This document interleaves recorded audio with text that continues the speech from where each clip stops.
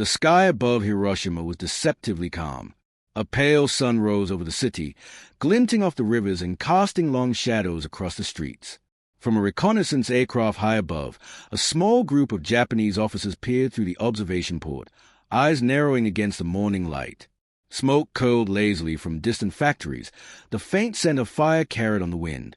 Below, the city seemed ordinary at first glance, orderly streets, clusters of wooden homes, and people beginning their day. But the officers sensed an unnatural stillness, a tension in the air that no routine patrol could explain. Their uniforms pressed tight, hands gripping railings. They exchanged no words.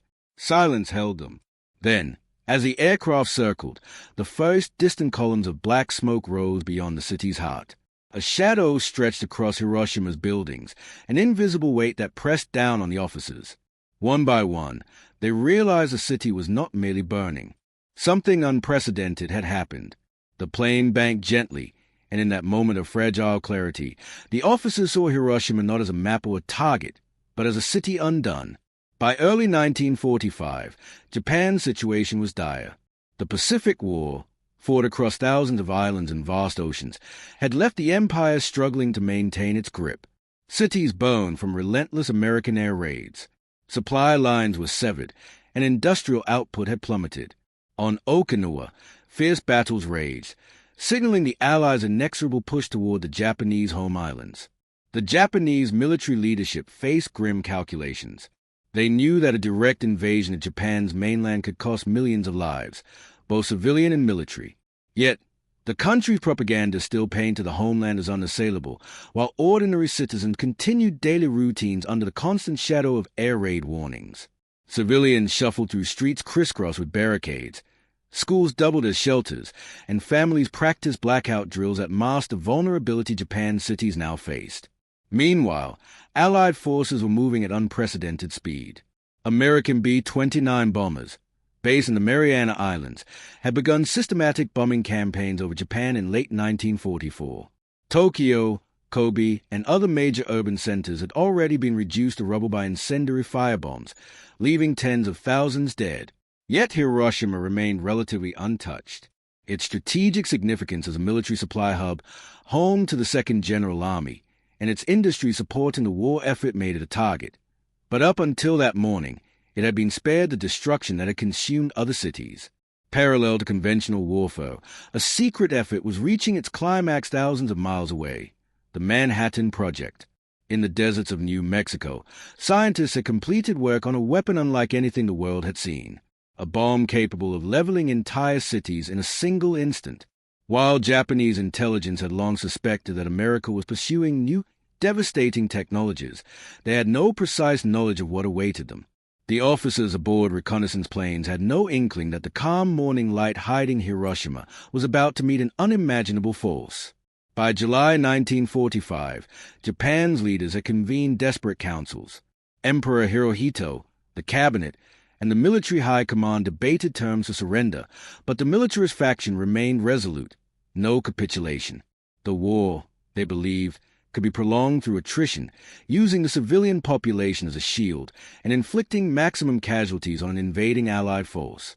Cities were fortified, air defenses strengthened, and kamikaze missions prepared as a last-ditch strategy. But these measures, formidable on paper, could not counter the impending revolution in warfare brought by nuclear technology. Intelligence reports from reconnaissance flights had become routine. Officers scrutinized every radar blip, every airfield movement. The Japanese Army and Navy maintained vigilance, but the sheer scale of the American aerial fleet made complete awareness impossible. Each day, the sense of encroaching doom sharpened. Soldiers knew the Allies would continue their advance relentlessly, yet the exact nature of the threat remained abstract until the day the bomb arrived. In this tension-filled environment, Hiroshima existed as a microcosm of wartime Japan.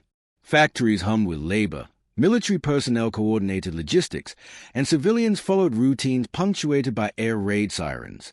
The city's location, nestled among rivers and surrounded by mountains, made it both a natural hub for defense and a concentrated target. To the officers flying overhead, Hiroshima was not just a city, it was a symbol of resilience, a living testament to Japan's industrial and military capacity, and unknowingly, the first city about to experience the full force of a new era of warfare. The morning of August 6, 1945, was ordinary in every observable way. Yet, the calm belied a catastrophe that would forever alter the trajectory of the war, the fate of a nation, and the understanding of human conflict. High above, in the quiet hum of propellers and instruments, Japanese officers would soon witness a vision that no map, report, or calculation could have prepared them for the true scale of destruction descending upon Hiroshima. In the weeks leading up to August 6, Hiroshima had become a city of paradoxes. Industrial and military activity thrived quietly alongside ordinary civilian life. Factories produced equipment for the army, munitions were stockpiled in warehouses, and troop deployments moved with disciplined precision.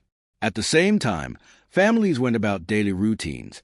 Children attended school, market vendors sold fresh produce, and commuters navigated streets lined with wooden homes.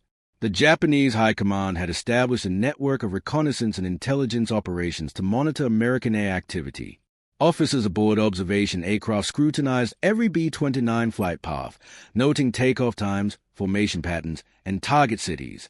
Yet despite meticulous record-keeping, the full scale of American capabilities remained elusive. Radar reports indicated large numbers of bombers approaching from the Mariana Islands, but the nature of the payloads, the nuclear weapon now at the heart of U.S. strategy, was entirely unknown to them. For the officers aboard that August flight, Hiroshima appeared as another routine point of interest on reconnaissance maps, a city to observe rather than fully comprehend. Civil defense measures had been implemented but were limited in scope. Fire breaks were constructed in anticipation of conventional incendiary attacks. Blackout curtains covered windows, and air raid drills were performed regularly. Yet these measures, designed to mitigate ordinary bombings, were utterly ineffective against a weapon capable of annihilating an entire city in an instant. The soldiers, officers, and civilians alike lacked a conceptual framework to understand the impending devastation. Hiroshima itself was geographically significant. Situated on the delta of the Ota River, it spread across flat plains with densely packed wooden structures, interlaced with modern concrete buildings housing administrative offices and military depots. Bridges connected neighborhoods separated by rivers, and rail lines funneled both goods and troops into the heart of the city. The urban density, combined with its strategic importance, made Hiroshima particularly vulnerable to aerial bombardment, a fact that officers aboard reconnaissance flights understood, though they could not have imagined the magnitude of destruction soon to unfold. From the perspective of Japanese officers in the air, reconnaissance was as much about psychology as strategy. They were trained to assess city layouts, troop concentrations, and potential industrial targets. Yet in their reports, Hiroshima seemed intact, orderly streets, functioning factories, and minimal damage from prior raids. The calm morning haze veiled the vulnerability below. Officers noted the usual patterns of civilian life: school children walking in groups, workers heading to factories, and vendors opening stalls. It was an ordinary snapshot of a city poised on the brink of an extraordinary moment in history. Even among civilians, subtle signs of anxiety were evident. Memories of fire bombings in Tokyo and Osaka lingered, and residents kept small bags of supplies ready for emergencies. Families would huddle in makeshift shelters during drills, and the hum of air raid sirens was an almost constant backdrop. Yet no amount of preparation could convey the scale of what was about to strike. The officers' eyes, trained for military observation, did not fully capture the human vulnerability beneath. The city's structure and life, familiar from maps and aerial photos, would soon be transformed into a tableau of destruction beyond comprehension. American intelligence had targeted Hiroshima for several reasons. Its military installations, including headquarters for the 2nd General Army, storage depots, and factories supporting the war effort, made it a high-priority target. Unlike Tokyo or Osaka, Hiroshima had escaped large-scale firebombing, preserving its infrastructure for maximum tactical impact. From the officers' aerial perspective, the city's rivers reflected the early morning light. Bridges connected neighborhoods seamlessly, and smoke from minor fires in industrial sectors trailed lazily. To the eye, it was a functional, living city, yet this very normalcy would magnify the psychological shock when the bombing occurred. By the early hours of August 6, the Japanese officers were conducting their reconnaissance along carefully calculated flight paths. Their instruments recorded coordinates, bomb shelters, and road networks. They were aware of the potential for American strikes, but could not fathom the scale of the event about to unfold. The city below, sprawling and organized, carried the quiet rhythm of ordinary life. This contrast between a functioning city and the unprecedented destruction about to strike would define their perspective when they finally saw Hiroshima from the air after the bomb's detonation. In this suspended moment, the officers were unwitting witnesses to history. The calm sky, the hum of aircraft engines, and the city's morning life set the stage for the singular event that would follow. It is from this vantage point, a few thousand feet above Hiroshima, that they would witness the turning point of August 6, 1945, the first glimpse of the devastation wrought by the atomic bomb. 1. Human perspective, officers and civilians. From the observation plane, the Japanese officers saw Hiroshima not as a map, but as a living organism. Streets, bridges, and factories formed a lattice of human endeavor, yet it was the people moving through that lattice who anchored the officers' attention. Civilians carried on routines with quiet resilience. Children heading to school, merchants opening market stalls, workers marching to factories. Each figure was unknowingly walking toward a fate unimaginable. For the officers, trained in strategy and reconnaissance, the human element was a double-edged lens. They could analyze troop formations and industrial targets, but they could not comprehend the individual tragedies soon to unfold. In whispered calculations, they noted areas of military significance, unaware that the lives interwoven with these structures would be obliterated within seconds. The silent observation created an uneasy empathy, a mix of duty and dawning horror, a prelude to profound psychological impact they would later describe. 2. Tactical perspective, military planning. Hiroshima had been chosen with precision. Military tacticians understood that the city's flat plains, dense urban layout, and concentration of army units made an ideal target. Officers documented every detail: troop barracks, rail lines, bridges, and factories, building a mental map of strategic vulnerabilities. From the tactical lens, the impending strike was unprecedented. Conventional bombing campaigns had targeted industrial centers, yet Hiroshima presented a new challenge. How could a single strike cripple the Second General Army, devastate supply lines, and send a psychological shockwave through Japan? The tactical calculus rested on scale and surprise. To the officers in the air, these calculations were abstract, numbers on maps and flight charts, yet they were about to be forced into confrontation with consequences far beyond any prior military experience. 3. Technological perspective, the bomb and aircraft. The technology hovering unseen over Hiroshima was revolutionary.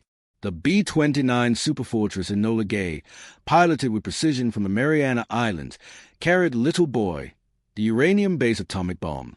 For the Japanese officers, the instrument aboard their reconnaissance aircraft registered nothing extraordinary. The bomb's existence remained secret. From the technological perspective, the atomic bomb represented a paradigm shift. Its destructive power, the energy of thousands of tons of TNT compressed into a single detonation, was invisible until unleashed. The aircraft themselves, both reconnaissance planes and bombers, symbolized a new era of long-range precision.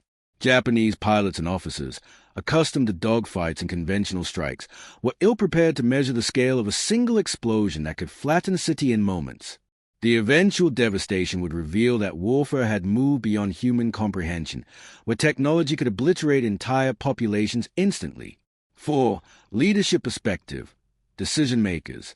High above the city, Japanese officers' thoughts were inseparable from their leaders' directives. The military hierarchy demanded vigilance, reconnaissance, and reporting. Decisions on civil defense, air raid responses, and troop deployments shaped the city's resilience. Yet the true arbiter of fate was distant. Leadership in Tokyo had debated the possibility of surrender, but the militarist faction's insistence on resistance kept Hiroshima's defenses conventional and predictable. Commanders on the ground prepared for firebombs, kamikaze raids, and prolonged attrition. The officers' aerial observations were filtered through this chain of command, data recorded meticulously, ready to inform tactical responses, yet fundamentally insufficient to counter what was about to happen. The weight of responsibility, to report, to analyze, to protect, contrasted with the helplessness of witnessing a weapon that defied all precedent. 5. Enemy perspective, U.S. pilots and strategy. From the cockpit of the B-29 Superfortress, the mission was precise, almost clinical. Pilots had trained for months over the Pacific, studying flight paths, weather patterns, and target coordinates. The Mariana Islands served as a launch point, each island strategically chosen for proximity and safety. The crew of the Enola Gay and accompanying aircraft carried the weight of history, fully aware that their target, Hiroshima, represented more than a tactical objective. For American commanders, the bombing was designed to end the war swiftly, minimizing further Allied casualties. Reconnaissance had identified Hiroshima as relatively intact compared to Tokyo or Osaka, with key military installations and dense urban infrastructure. The pilots understood that the bomb's unprecedented power would test both human limits and the boundaries of warfare itself. Every instrument check, altitude reading, and navigation calculation was performed with meticulous care.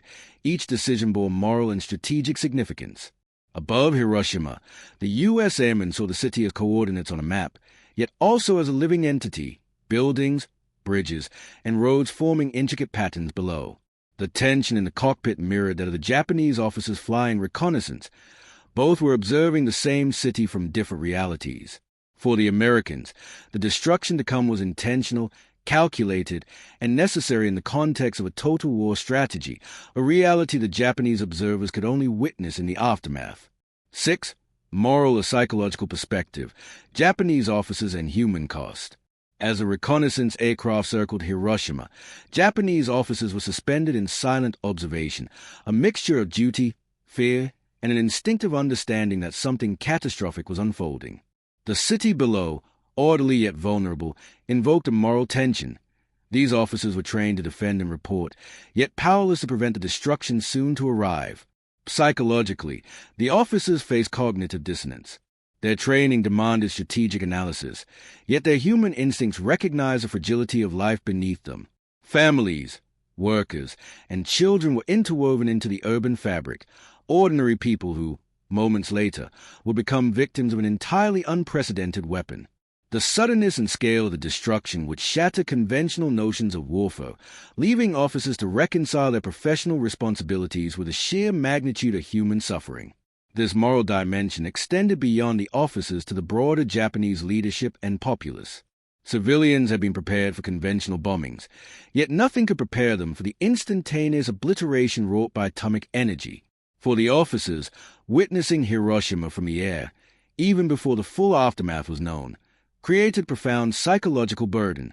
The recognition that the city was defenseless, the realization that traditional military frameworks could not address the horror descending from the skies, and the silent understanding that their world had changed irrevocably. The morning of August 6, 1945, unfolded with deceptive calm. At 8:15 a.m., the Enola Gay approached the city at 31,000 feet, its payload concealed beneath the bomb bay doors. From above, Hiroshima appeared intact, almost peaceful, rivers glinting in the sunlight, bridges connecting orderly neighborhoods, the hum of morning life continuing below. Japanese officers and reconnaissance aircraft watched, unaware of the imminent annihilation. Then came the flash. A brilliant column of light, blinding and impossible, erupted from the city center. For a fraction of a second, it was as if the sun had descended to earth, folding the sky and the city into a single, incandescent moment. Instruments in the reconnaissance aircraft registered nothing that could quantify the magnitude. The light was unmeasurable, the scale beyond comprehension. The shockwave followed almost instantly. Buildings buckled and shattered, wooden homes vaporized in an instant, bridges twisted and collapsed. The officers, trained to observe strategic movements and damage patterns, were helpless against the scale. Through the observation ports, they saw streets vanish beneath sheets of fire, the Ota River glowing orange as waves of heat leapt from the ground. Smoke spiraled skyward, forming a mushroom-shaped column that clawed at the horizon, a silent monument to destruction. Human figures, mere shadows in the explosion's glare, were caught in the blast. Civilians and military personnel alike were thrown into chaos, their existence erased in seconds. The officers could see, yet not intervene, and a deep, visceral understanding gripped them. The city they had known, the routines they had catalogued, were annihilated in an instant. The sound came after the light, a rolling, thunderous roar, shaking the very air, a shockwave that even high above the city rattled instruments and nerves alike. From the tactical perspective, the city's defenses were meaningless. Anti-aircraft guns had no chance. Radar installations and warning systems had failed to anticipate a strike of this magnitude. The military significance of the Second General Army, the factories, and supply depots was obliterated simultaneously. For the officers above, the precision and scale were terrifying. Hiroshima was no longer a city. It was a crater of vaporized human life and molten infrastructure. Technologically, the bomb's unprecedented power was undeniable. The officers' reconnaissance training could measure distance, speed, and formation, but nothing in manuals or prior experience could account for the atomic chain reaction that consumed tens of thousands of lives instantly. The instrument panels recorded anomalies, radiation levels, heat flux, and pressure waves beyond the calibration of their devices. In real time, they were witnessing a revolution in warfare, one that reduced human and material calculations to irrelevance. Emotionally, the officers were silent, bowed over observation ports, eyes wide against the intense glare. They struggled to process what they saw. For men trained in strategy, maps, and military logic, the event was both incomprehensible and undeniable. The city, once alive with commerce, traffic, and human activity, was now a searing tableau of ruin. The human cost, visible even from thousands of feet, etched itself into their consciousness. The screams they could not hear, the bodies they could not count, the infrastructure they could not defend. As the mushroom cloud rose, its expanding shadow falling across Hiroshima and into the distant hills, the officers' minds registered a terrifying clarity. The war's trajectory had changed. Conventional defense, human resilience, and tactical planning were now secondary to a new reality, the destructive potential of nuclear energy. In that moment, above a city vaporized in minutes, they understood the magnitude of what the Manhattan Project had achieved, and the irreversible consequences awaiting Japan. The officers' silence, their stoic observation, was not discipline alone. It was a stunned acknowledgement that Hiroshima, a city they had studied, catalogued, and respected for its strategic importance, had ceased to exist in a form recognizable to any human eye. From the air, the devastation was both total and strangely abstract. Familiar streets and rivers replaced by fire, smoke, and molten ruin. Every calculation, every reconnaissance note, every tactical assumption was instantly obsolete. As the heat dissipated into the morning sky and the mushroom cloud climbed thousands of feet above the city, Japanese officers remained suspended in observation. They had seen Hiroshima from above, but not in any ordinary sense. They had witnessed the unimaginable, a city reduced to ash in the span of a single, blinding instant. And yet, the aftermath was still unfolding. Communications would soon confirm the scale. Reports from the ground would emerge, and the officers would be forced to reconcile their professional training with the overwhelming human and strategic consequences. Minutes after the initial flash, Hiroshima was unrecognizable. From the air, Japanese officers observed the city's once ordered streets transformed into a landscape of fire and ruin. Wooden homes had vanished, their skeletons charred. Factories were flattened, and bridges over the Ota River twisted like melted metal. Smoke and debris rose in towering columns, darkening the morning sun. Below, survivors stumbled blindly through streets, their clothes ablaze, skins scorched by heat unimaginable to those who were prepared only for conventional bombing. Fire spread uncontrollably, fed by timber structures and overturned vehicles. Officers in the reconnaissance plane noted the scale. The city's destruction exceeded every scenario their military training had accounted for. Hiroshima was no longer a battlefield. It was a crucible of annihilation, a testament to the power of a weapon beyond precedent. Communication lines within the Japanese military were soon disrupted. Radio reports crackled with fragmented accounts. City centers destroyed, bridges gone, tens of thousands dead or injured. The officers' data, meticulously recorded moments before the blast, became historical documentation rather than actionable intelligence. Attempts to relay observations to command headquarters in Hiroshima and Tokyo revealed the horrifying truth. The bombing had crippled both the city and the chain of military command in one stroke. As reconnaissance aircraft circled the city, officers began mapping the spread of destruction. Fire zones extended for miles. Industrial complexes, including the Mitsubishi Arms factory, were erased. The officers noted the civilian toll in clusters of debris and ash, silent markers of lives extinguished. Tactical objectives, previously paramount, were meaningless. The atomic bomb had rendered every strategic calculation obsolete. From a psychological perspective, the officers experienced profound and immediate shift. The calm professionalism of reconnaissance gave way to an overwhelming sense of helplessness.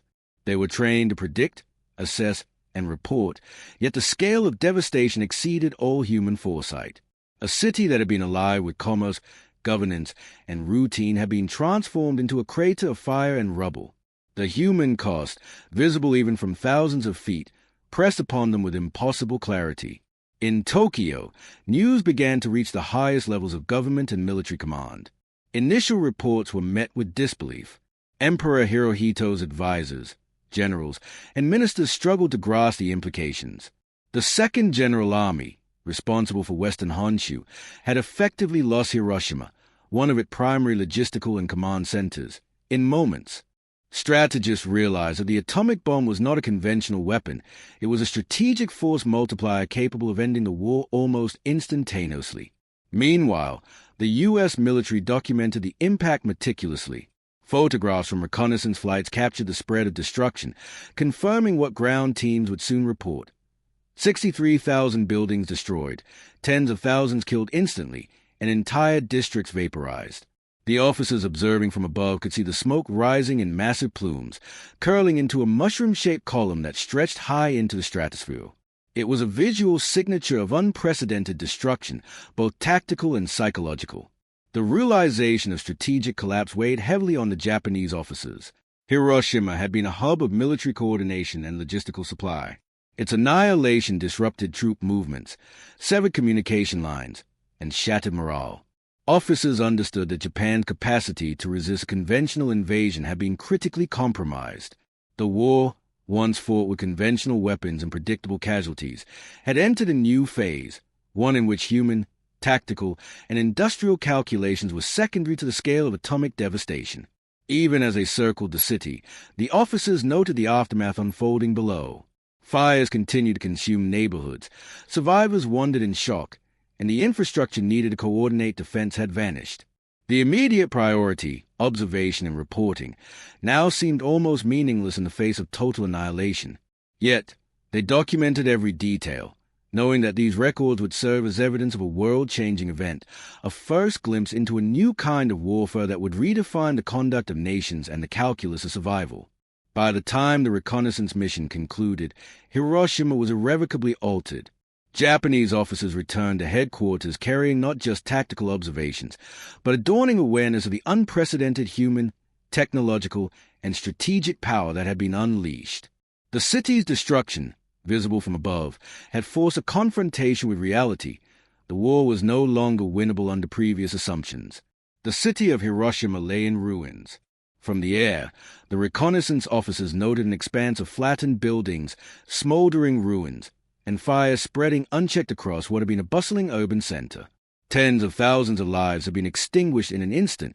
Estimates would later confirm that approximately 70,000 to 80,000 people perished immediately, with numbers rising as injuries and radiation effects claimed more lives in the following days.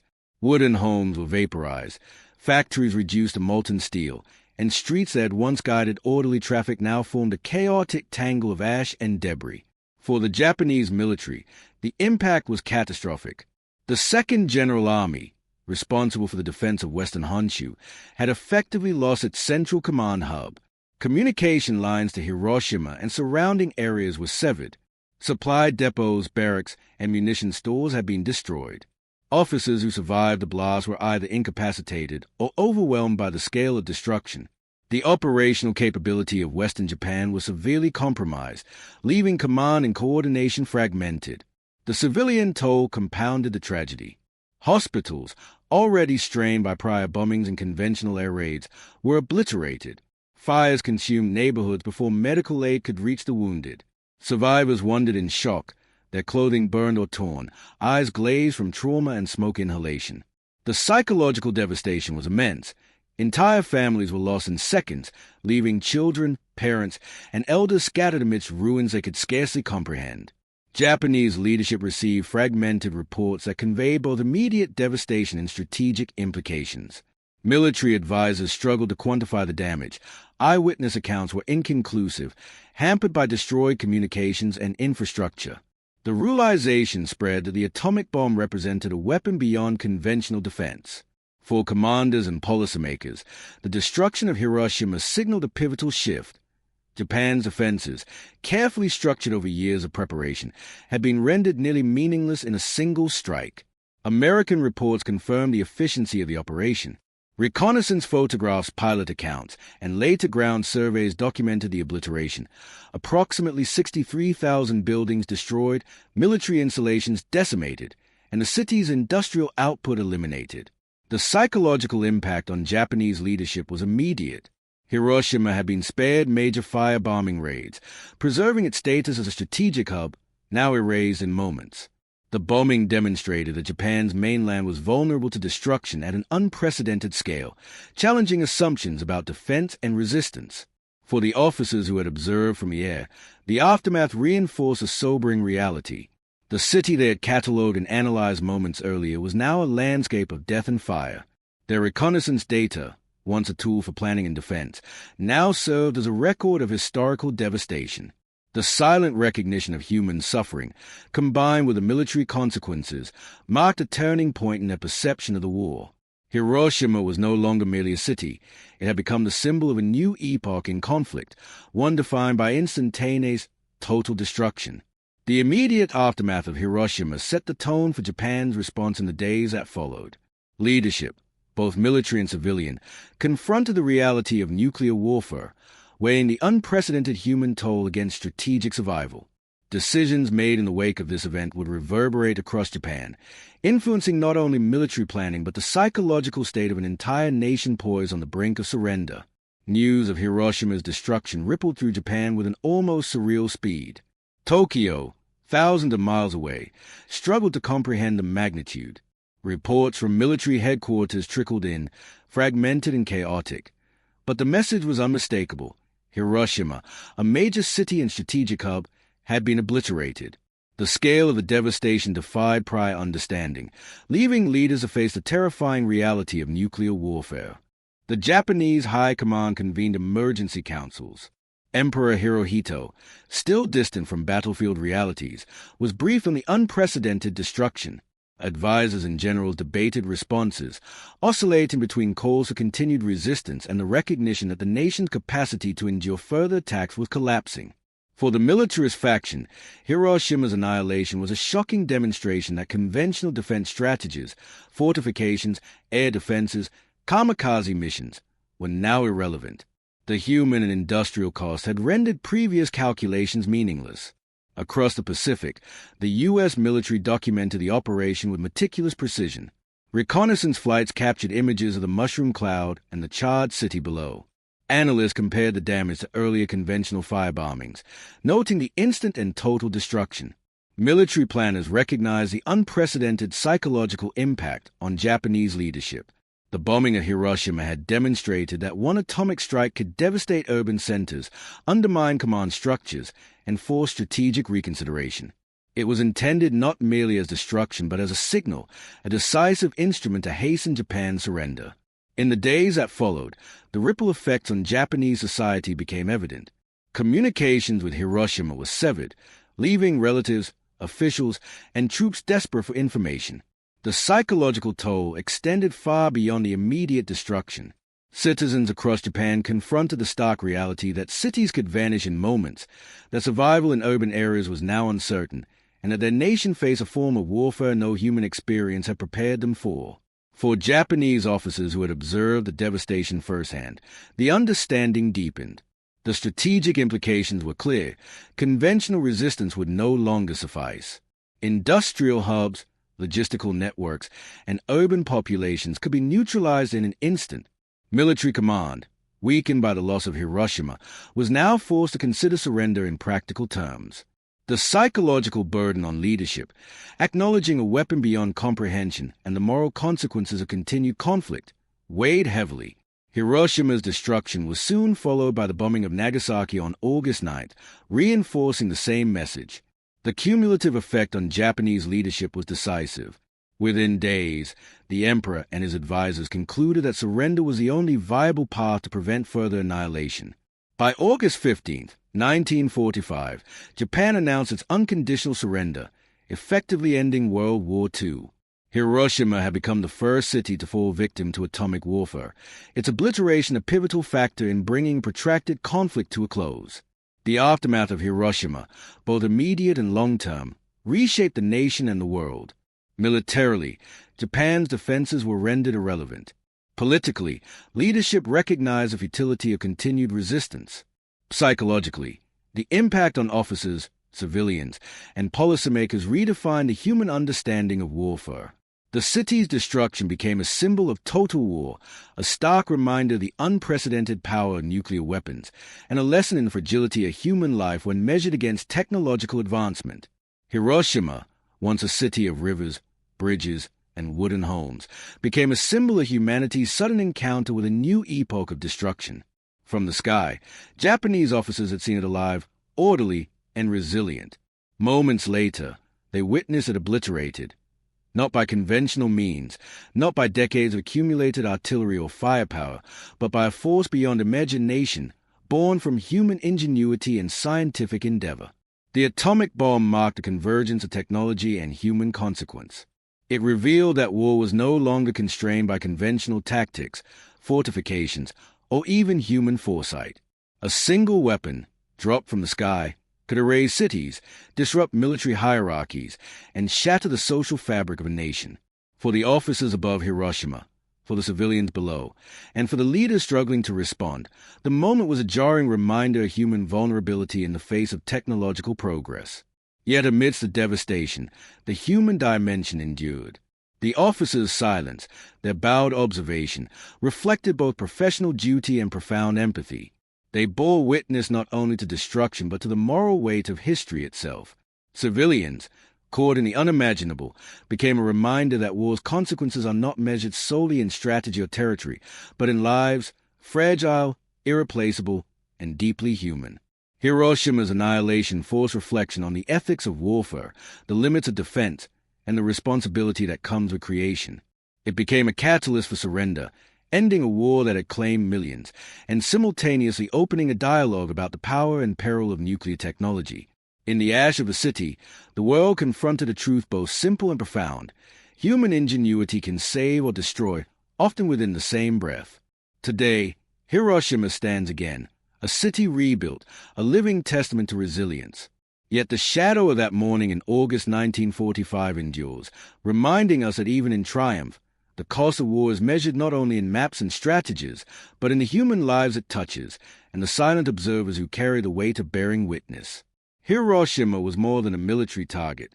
It was a turning point in human history, an indelible lesson on the destructive potential of knowledge, and a solemn call for reflection on the choices that define our civilization.